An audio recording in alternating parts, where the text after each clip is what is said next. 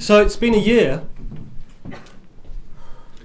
since we lost Mark, and I know I speak for everyone in the department, and I'm pretty sure everyone here and watching this, when I say the pain is still very sharp. You know, that we miss Mark every day. In fact, miss him perhaps more actually each day.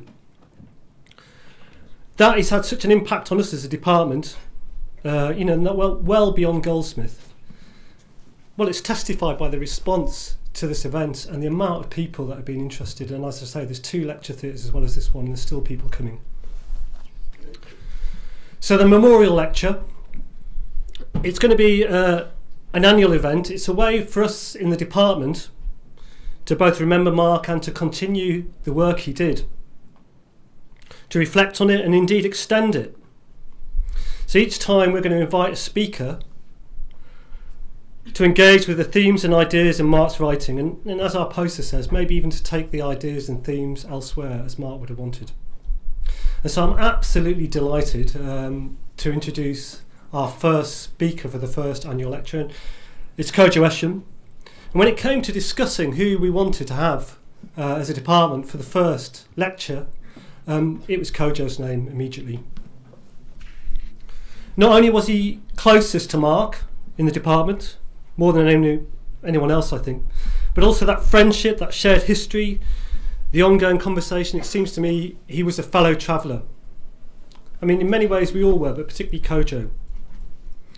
He was pursuing some of the same ideas as Mark and certainly interested in the same themes.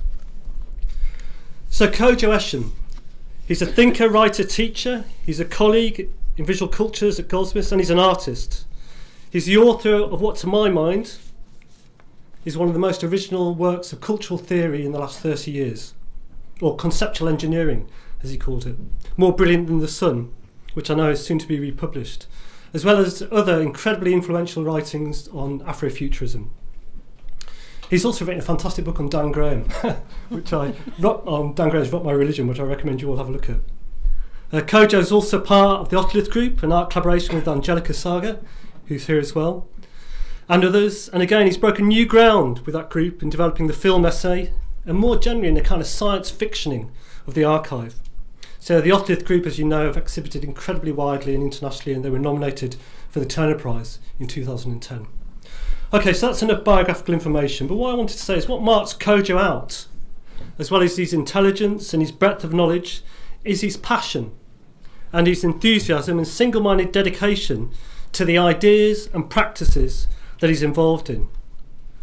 With Kodwo, he's always up for getting straight into it, straight in the deep end, discussing ideas and concepts. Every conversation is like an education.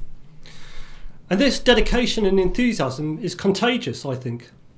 It's also something that he brings to his teachings, and I know a lot of his students in the audience here. And that's as evidenced by the high esteem in which his students hold him. In fact, in all this, he reminds me of Mark, actually. There's something that resonates between the two of them, something that resonates affectively. And I mean that as well as the shared interests in music, film, science fiction and theory. Again, they're fellow travellers. And so it's only appropriate, and it's with a great deal of excitement, that I want to present to you Kodwo Eshun to deliver the first of the annual Mark Fisher Memorial Lectures.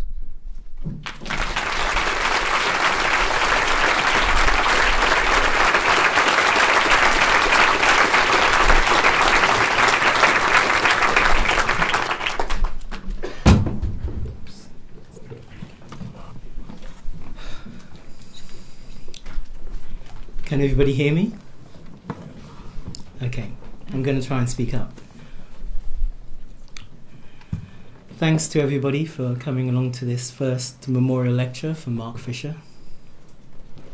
Of course, I'd like to thank my colleagues, Henrietta, Simon, Lynn, Andy Fisher, and all my colleagues here in the Department of Visual Cultures for arranging this and for inviting me to be the first speaker.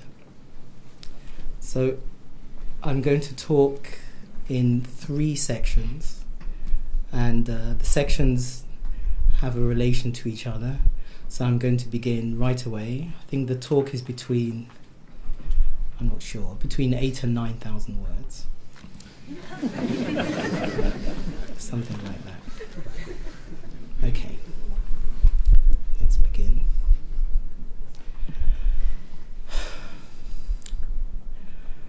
For those of us that are here today, for those of us that cannot be here, for the friends and the loved ones that are listening to or watching this live stream in Geneva, in Berlin, in Cape Town, in London, in New York, in Brussels, what matters today and in the future, at this moment, just over 1 year after the irrevocable rupture of Mark's death, in his mortal, unending struggle with depression.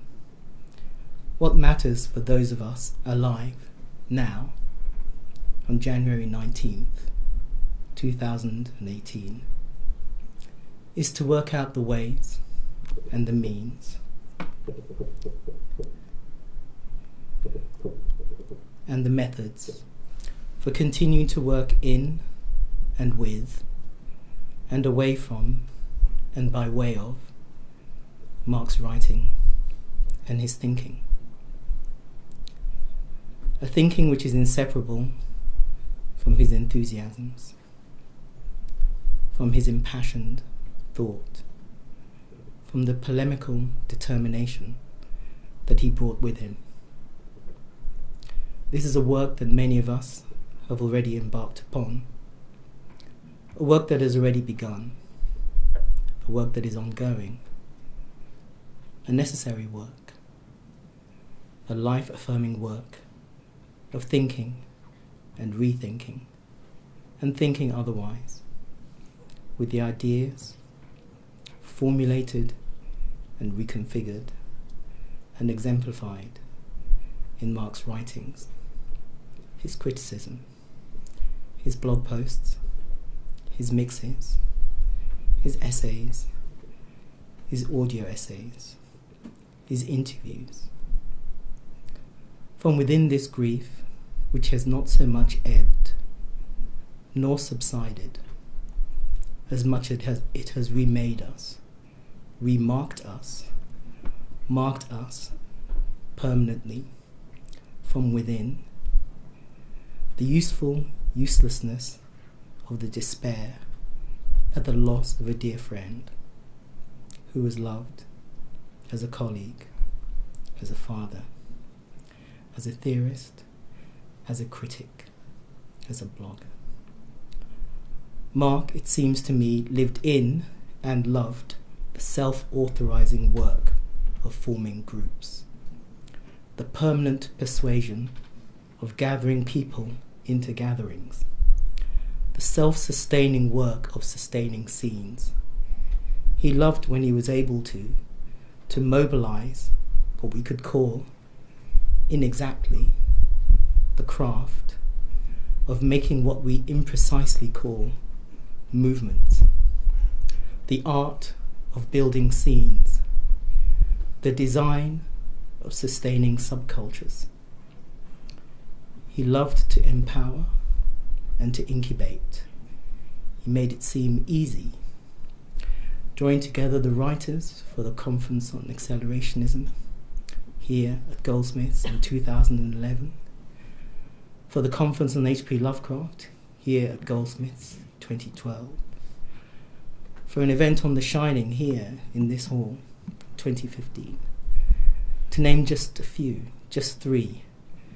From these small conferences, sometimes just a handful of people, emerged scenes composed of people, scenes that were and that are constituted by people, that gather round the interpretation of what a group has listened to, or is listening to, or is not listening to, or has written, or is writing, is not writing, or has watched, or is watching, or is reading, or has not read. An interpretive community that gathers itself, that comes into existence in and through the participation and the metabolization of the possibility spaces opened by concepts, which are charged by beliefs, whose leverage and whose traction emerges from the specificity of each intervention. What feels ever more necessary is to continue, in whatever ways possible, what has already been happening in the absence of Mark, the mobilization around the ideas metabolized by Mark and his collaborators, to metabolize the egresses required by the changing needs of our present, required to work on the time crisis that works on us, in order to intervene in the futures whose object we are, so as to operate within and to play our parts in destroying the drastically advanced regression that works in and on and through us.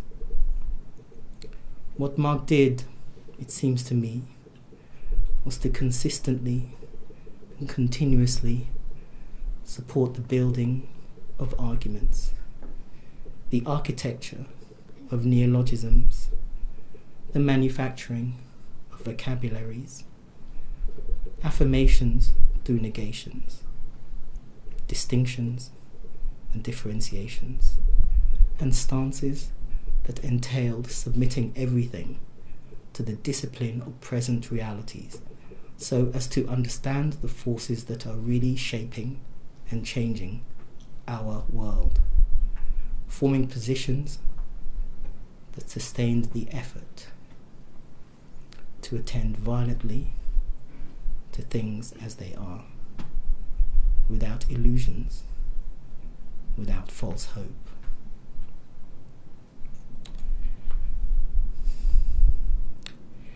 In the introduction to the unpublished manuscript for Acid Communism, Mark wrote this: "The claim of this book is that the last 40 years have been about the exorcising of," and here he quotes Marcuse, "the spectre of a world which could be free. Adopting the perspective of such a world allows us to reverse the emphasis of much recent left-wing struggle. Instead of seeking to overcome capital, we should focus on what capital must always obstruct: the collective capacity to produce, to care, and to enjoy. We on the left have had it wrong now, for a while. It is not that we are anti-capitalist. It is that capitalism, with all its visored cops, its tear gas, and all the theological niceties of its economics, is set up to block the emergence of this red plenty. The overcoming of capital has to be fundamentally based on the simple insight that, far from being about wealth creation, capital necessarily and always blocks the production of common wealth." How to metabolize this idea of the collective capacity to produce, to care, and to enjoy, the idea of red plenty, of commonwealth that becomes a position that is lived, an attitude that is shared by those that wanted, by those that wished, by those of us that harbour a yearning to commit themselves, to commit ourselves to the project of building a group position, a position that instituted the nucleus of a collective subject, of a great union. Such a project attracts now students, and not only students here, but all of those, all of us, that align themselves with, but find themselves at odds with their subject. Those of us that find themselves, that is ourselves, in a struggle with their, that is our discipline. Those of us who are unable to reconcile themselves to their existence, those of us whose dissatisfaction and disaffection, whose discontent and whose anger, and whose despair overwhelms them and exceeds them, and who find themselves seeking means and methods for nominating themselves, for electing themselves to become parts of movements and scenes that exist somewhere between seminars and subcultures, study groups and hangouts, reading groups drawn together by the impulse to fashion a vocabulary, by a target, by a yearning, by an imperative to consent, in the words of Fred Moten, quoting the words of Edouard Glissant, to consent not to be a single being. As Fred Moten says in a recent discussion with Robin Kelly, the practice of joy is at the same time all about the mobilization of joy in the interests of its own self-protection. The only way to protect joy is by practicing it. A joy that is practiced in the interests of its own self-protection.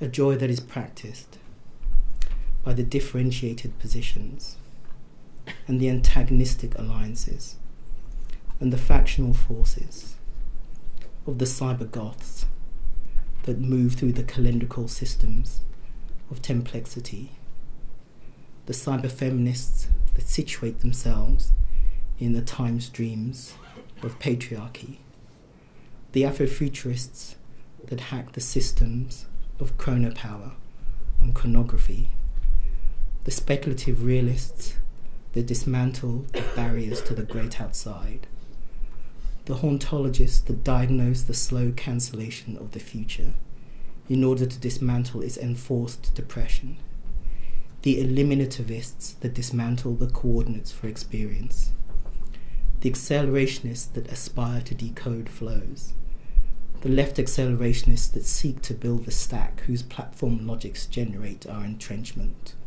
the right accelerationists that summon the basilisk, the unconditional accelerationists that seek to decouple themselves from the left and from the right, the students of black study who argue that, quote, being black is a thing that you can only do with others. I don't know that it's possible to be black by oneself. Insofar as being black, or black being, is a necessarily, irreducibly social thing that is general and that is ongoing.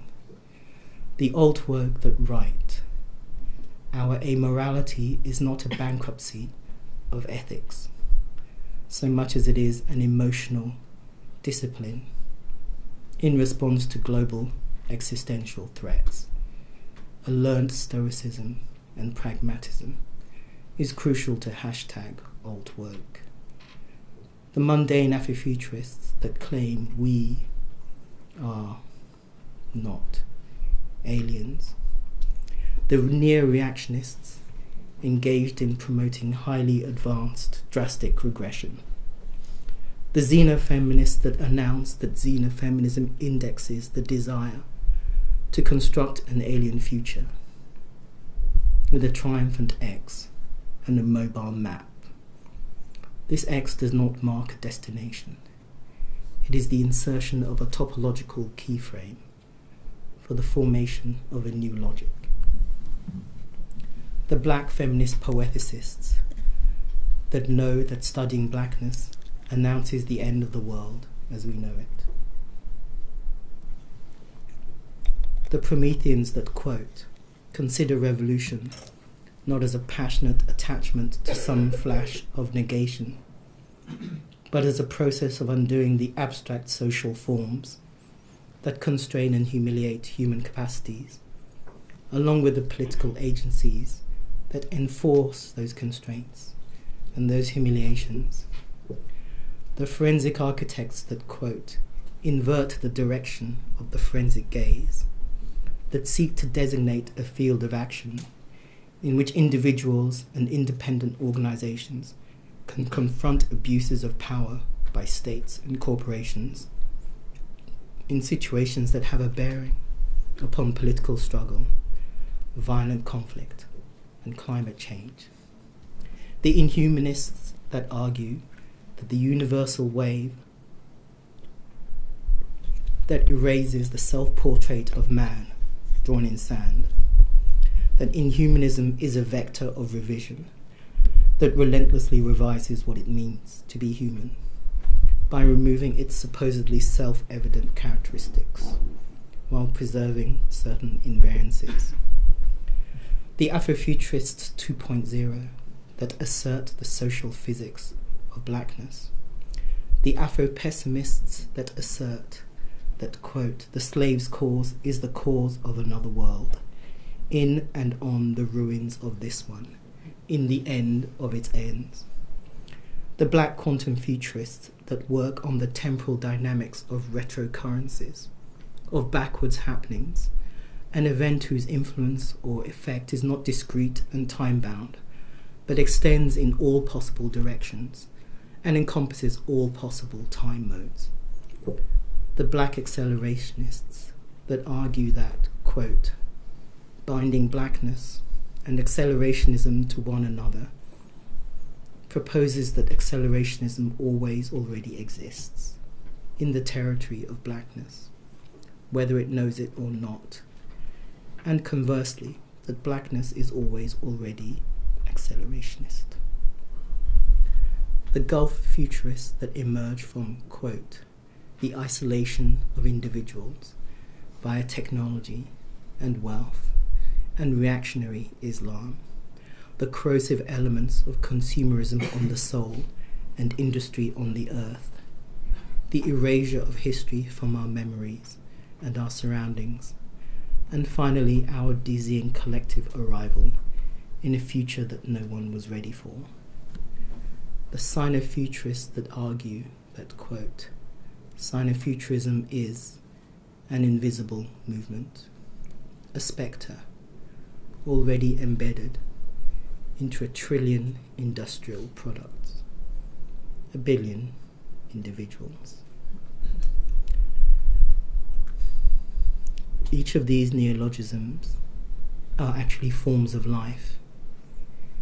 Each of them is the names of and for aesthetico-political positions that operate by disagreements and differentiations, that make claims that must be argued. Each of these is not so much a term as a war of and over interpretation, a stance that aims to intervene in cultural politics, that fashions itself to articulate a discontent, to focus despair and depression into theories to live by, theories that are embodied, theories that live in us and through us and with us and on us. To put it another way, Mark Fisher was a midwife.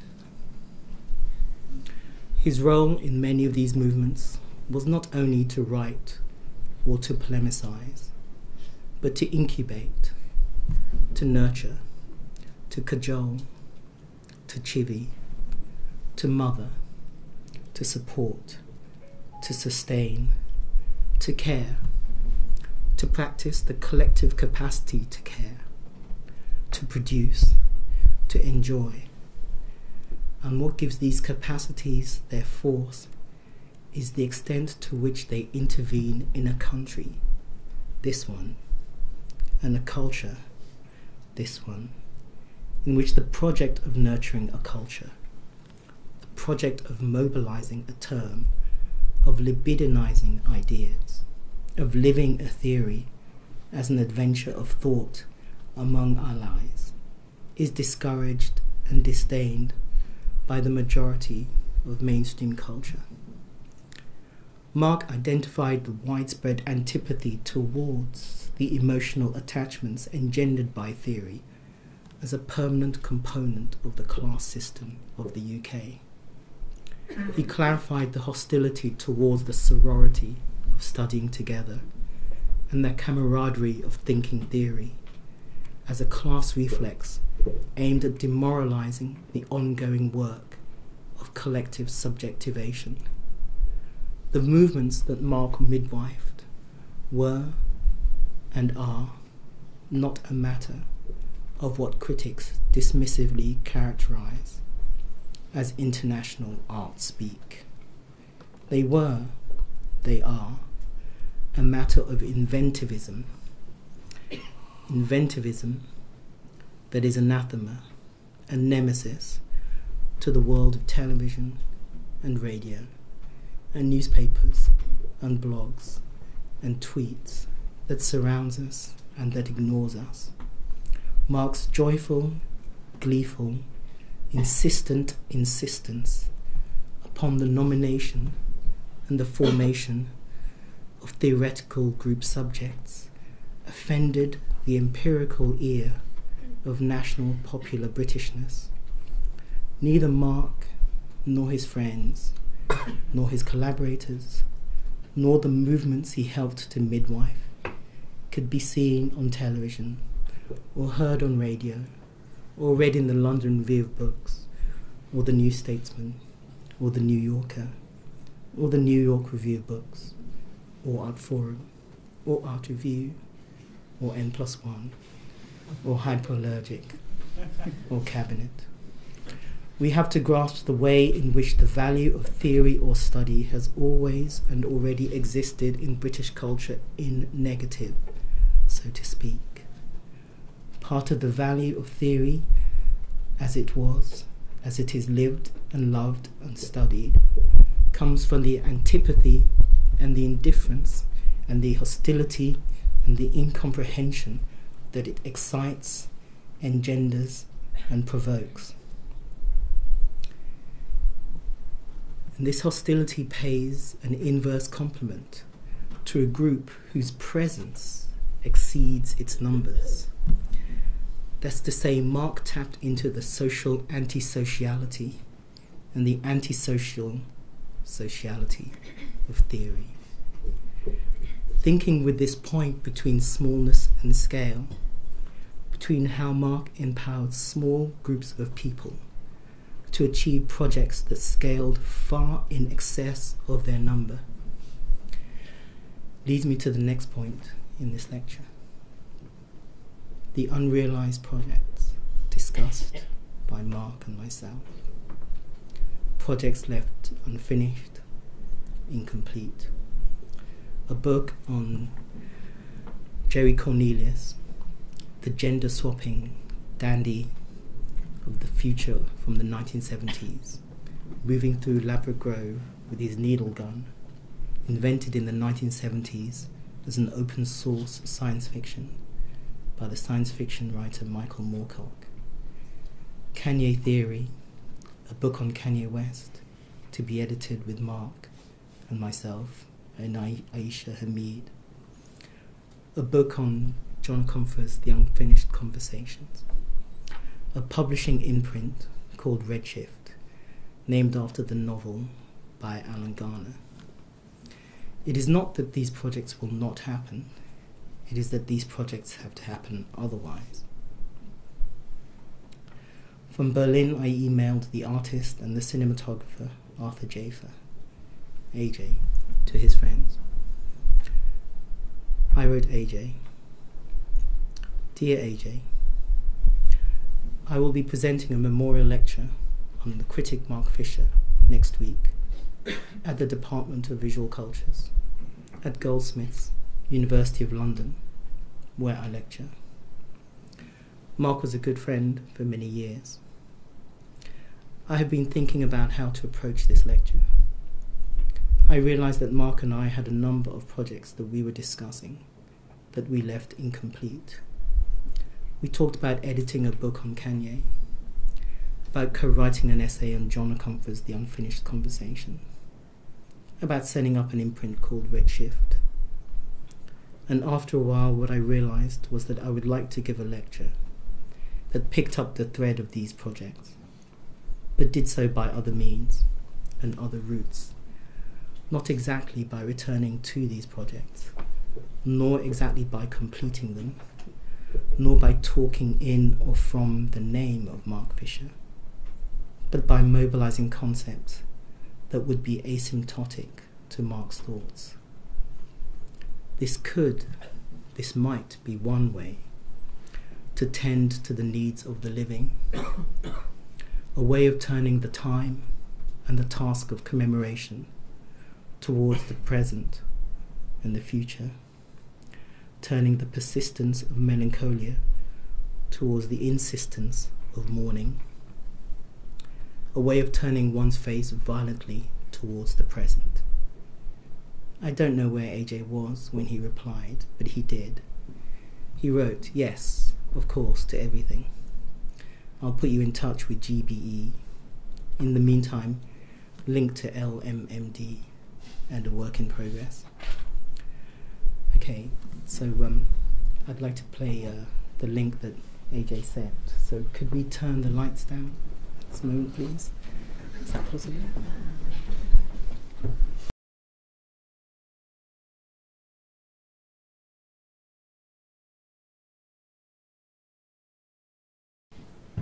You will allow me to read the conclusion of the email that I sent.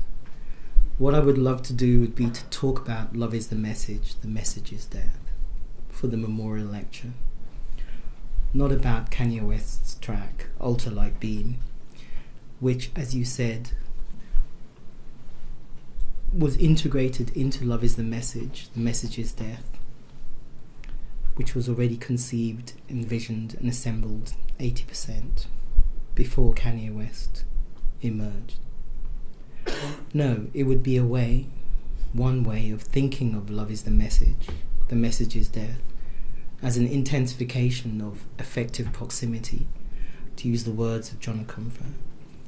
In fact, this term, affective proximity, could link back to the Unfinished project on the Unfinished Conversation, and forward to thinking about affective proximity as an engendering of what Laura Harris calls the aesthetic sociality of blackness, of what Frederick Charles Moten calls social music.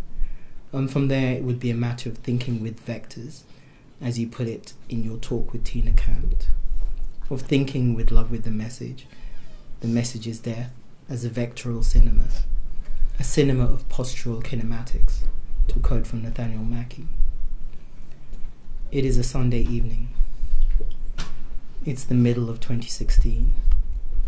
Mark, Aisha and I sit in the front room. I arrange the loudspeakers and we listen to the Kanye West album, The Life of Pablo. Instead of returning towards the specific details of that specific conversation, what if we pivot with and around Ultralight Beam via love is the message is death? In an interview with Vicente Gutierrez of Highway magazine, Mark refers to Kanye West's 808s and Heartbreaks from 2008, and he said this: "I think that Drake and Kanye West are the two most important artists of the 21st century, because they highlight that even if you're rich, things are terrible. Both Kanye and Drake, perhaps Drake even more than Kanye, point out that no matter how wealthy each of them has become, there is still this deep, ineradicable sadness. In Ghosts of My Life, from 2010, Mark elaborated upon this ineradicable sadness. He called it a secret sadness that lurks behind the 21st century's forced smile. The sadness concerns hedonism itself, and it's no surprise that it is in hip-hop, a genre that has become increasingly aligned with consumerist pleasure over the past 20-odd years, that this melancholy has registered most deeply. Drake and Kanye West are both morbidly fixated on exploring the miserable hollowness at the core of super-affluent hedonism, no longer motivated by hip-hop's drive to conspicuously consume. After all, they long ago acquired anything they could have wanted. Drake and West instead dissolutely cycle through easily available pleasures, feeling a combination of frustration anger and self-disgust, aware that something is missing but unsure exactly what it is. This hedonist sadness, a sadness as widespread as it is disavowed, was nowhere better captured than in the doleful way that Drake sings, "We threw a party." Yeah, we threw a party, on the track Marvin's Room from his album Take Care. Part of the project then would be to move with this secret sadness, the sadness that concerns hedonism itself. But in the 8 years between 808s and Heartbreak and Life of Pablo, the miserable hollowness at the core of super-affluent hedonism has become transduced. And what is at stake now is a work that aims at thinking the relation between hedonism and anhedonism through a black cinema that transduces what Arthur Jafa calls the power, the beauty, and the alienation of black music. And for us, the reverse is the case. How to think with and to analyze the implications of the present for a black music that seeks to attain the power and the beauty and the alienation of a black cinema. That is to say, the thinking of cinema in and through and by way of the capacity for alienation that is carried by a thinking with the alienating capacities of black music. It is the cinematographer Arthur Jafa who, since the 90s, has persistently theorized and practiced the constituent elements of a cinematic blackness that escapes from cinema, escapes from television, flees from the gallery, and escapes online, only to run from the net. It is a cinema that theorizes itself, an image that theorizes itself. Love is the message is death is not just or not only what people call a supercut, or a compilation film, or video essay. It is a visual study. A visual study as formulated by Nicole Bernays is a test of what an image can do. It is a proposition of what an image can do, and therefore a test of what a music can do.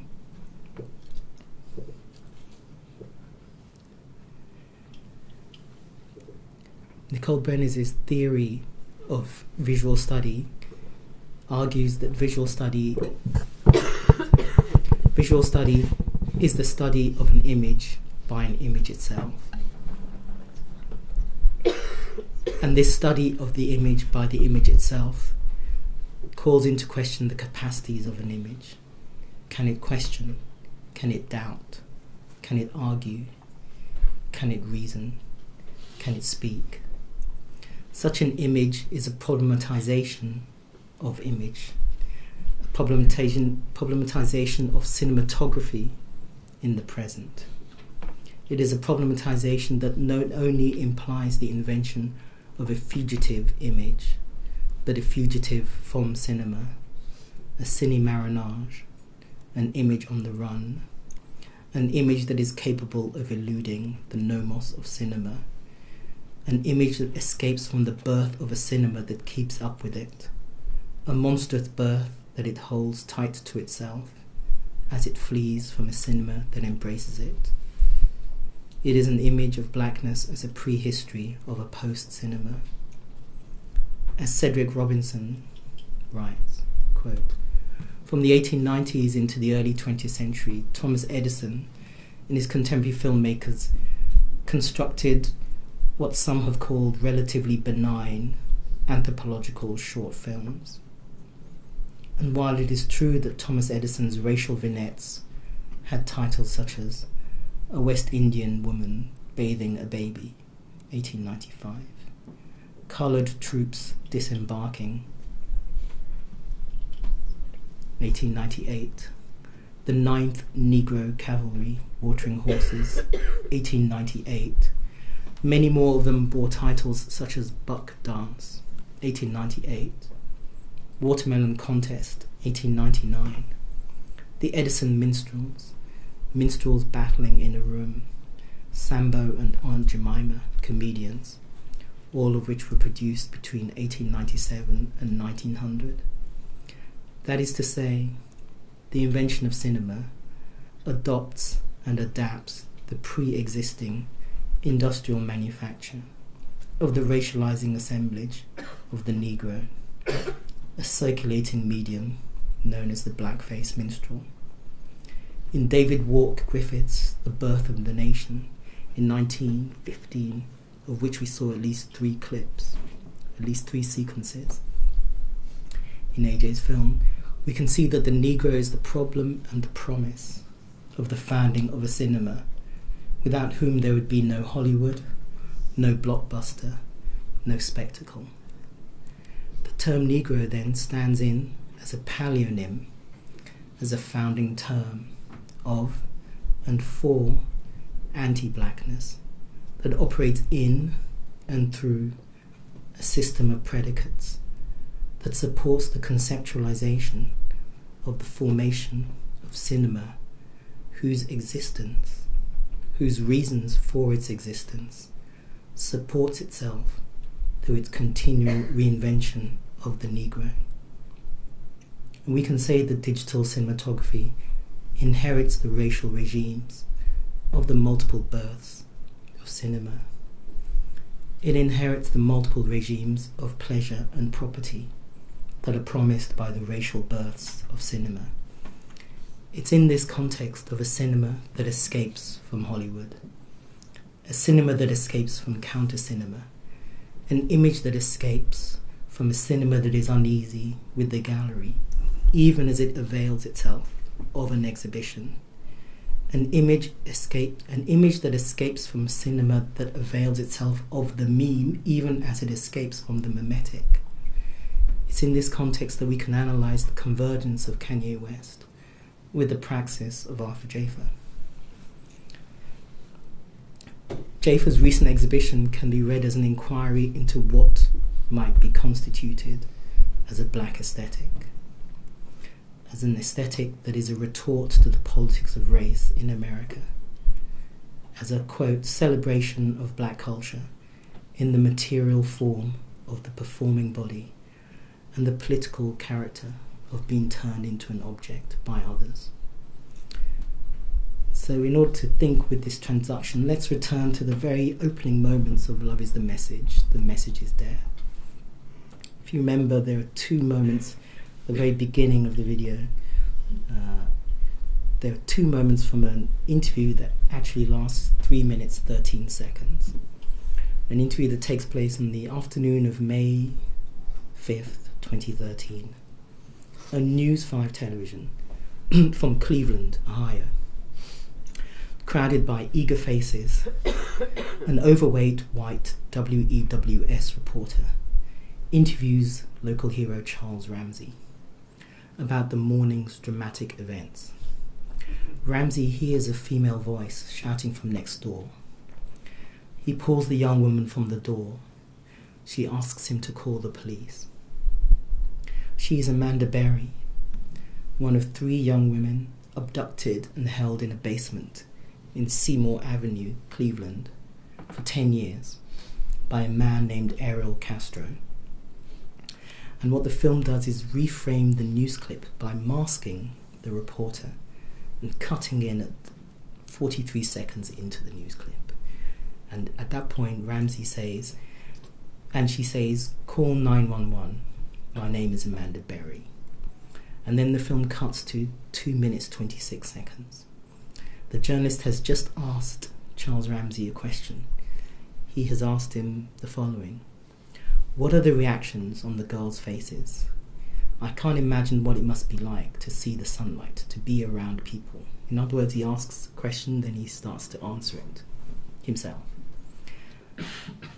And then Charles Ramsey interrupts the answer to the question and brings his own answer. And he says this: "Bro," he says to the reporter, "I knew something was wrong." And here he rears back and he locks eyes with the white reporter. "I knew something was wrong when a little pretty white girl ran into a black man's arms. Something is wrong here. He tilts his head. He describes a new detail of the rescue. The white reporter strives to keep his face neutral, but he can't refrain from shaking his head. He begins to prepare his verbal exit from the interview, while simultaneously maintaining the microphone in front of Ramsey, who makes a face. He draws down the sides of his mouth, like a minstrel, as if to say, "You know what I'm talking about, don't you?" And Ramsey's question, dead giveaway, or rather his answer, what he says next after "something is wrong here" is dead giveaway. And he repeats it 3 times. Dead giveaway, dead giveaway, dead giveaway. And this dead giveaway travels across the mobile phone image that travels from right to left across the crowd, across the basketball players in blue, across the opposing team in red, across the opposing audience, following and tracking the gesture of the swag surf that travels across the Howard University basketball game team, entitled on YouTube, Best Swag Surf at HCBU, understood as a black variation on the wave, a dance craze, a dance sociality that sways and dips and crests and rides the soft synthesizer surges and exquisite trap triplets of swag surfing, the one-hit wonder by the Fast Life Youngsters, FLY, from 2009. And as the crooning voice of Kanye begins to sing "I'm Trying to Keep My Faith," the horizontal pan that keeps track with the swag surf for 3 seconds is cut by the figure of a woman visibly pregnant, in a patterned dress. She is walking, trailed by police. The white wall painted lower half white, the upper half brown. It's 5th December, 1969. Deborah Johnson of the Chicago chapter of the Black Panther Party for Self-Defense is walking down a corridor, a courthouse or a police station. It is the morning after the Chicago police have burst into her bedroom and shot 92 bullets into her room, killing her fiancé, 21-year-old Fred Hampton, chairman of the Chicago chapter of the Black Panther Party. The Chicago police have arrested and charged Deborah Johnson with 2 counts of attempted murder and aggravated assault. In 3 sections then, we have travelled not only across time, but time itself has undergone a reorganisation in which it becomes a frequency that we listen to. It is not only the short span of time in which we actually have contact with each of these images, nor is it only about the listening to the choreography of bodies and violence and music, nor the relation of bodies and movement in violence to bodies in motion through a dance, which is not always choreography, nor is it only the relation of bodies in motion through athleticism, nor about the critical distinctions between motion and movement, rhythm and measure, and the visual and the pictorial.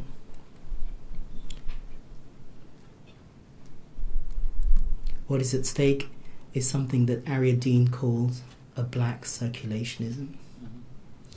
She writes, in Poor Meme, Rich Meme, it may seem trite in times like this to focus on objects whose banality is without comparison. However, I think that it also has never been more useful. As black people, we are constantly grappling with this question of collectivity. Where do you end and the next person begins? Faced with the immense pain of watching other black people die on camera, our sense of autonomy is thrown. When we speak of we need, we grieve, we hope, we demand, and so forth, we speak of something beyond a collection of individuals and something beyond a community. The history of Western thought denies this sort of organisation of bodies and subjectivities, instead figuring us all as static, even proposing that we all aspire to this static individuation. And this is just, and all of this notion of a collective body which challenges collectivity, all of this is summoned in Charles Ramsey's statement, dead giveaway. He shakes his head, he repeats the phrase, dead giveaway. The two young white men beside him begin to laugh. He shakes his head a third time and repeats the phrase, savouring it, dead giveaway. He shakes his head and says, either she's homeless or she's got problems. That's the only reason she will run to a black man. What do the dead give away? And what gives when the dead give way? And what gives itself away in death? And in what ways does giving give itself away? And what are the ways that death gives way? And what is evident to us is that it is not self-evident that Black Lives Matter. Is it not a matter of saying that Black Lives Matter goes without saying? That what matters now, more than ever, is that Black lives are seen to matter. To state that Black Lives Matter is to presuppose a time in which Black lives did not. A time when the border between the lives that mattered and the lives that did not mattered to those trying to dissolve the border by crossing from the latter to the former, and those seeking to maintain the border by moving with it as they tracked and logged and accounted. And when was this time? This time was now, in this time when what matters does not yet matter. Is it not a question of matter out of place? Is the matter of seeing in which ways Black lives are seen to matter? Not a matter of seeing in which precise ways, and with what methods, and from what perspectives, and with what frames, and with what words, and with what musics, and what figures, and what scenes of Black lives, and scenes from Black lives, and lives of Black scenes can be made to matter. Does it not go without saying that seeing scenes from Black lives is a matter of inventing ways of hearing, in which ways precisely cine matters continue to matter? An encounter with the unresolved capacity to compose images and sounds that interfere with events, that modify reality. Is it not a question of listening to the ways in which these images listen to its scenes of subjection? Okay, I'll end there.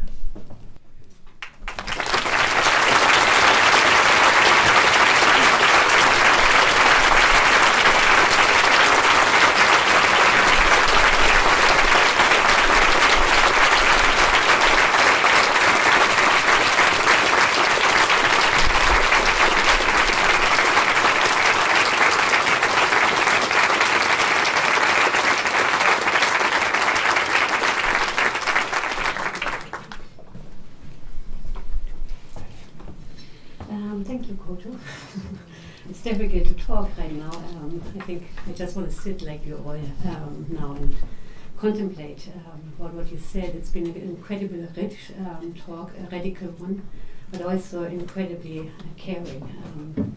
So I think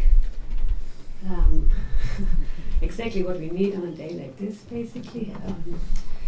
We asked Kodwo before whether he wants questions afterwards, and he actually invited questions, thoughts, exactly, sharing ideas.